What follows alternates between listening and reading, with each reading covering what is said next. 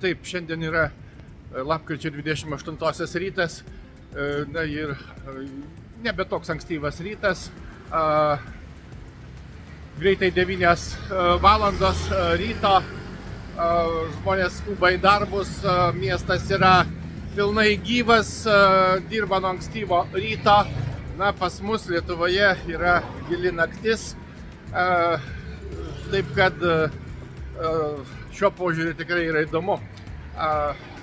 Na, čia miestas yra savitas, daug čia kaip visada įdomių dalykų, yra ką pasižiūrėti, ką pamatyti, kitaip suprasti kultūrą, gyvenimo būdą, na ir žinoma, dar daugiau sužinoti.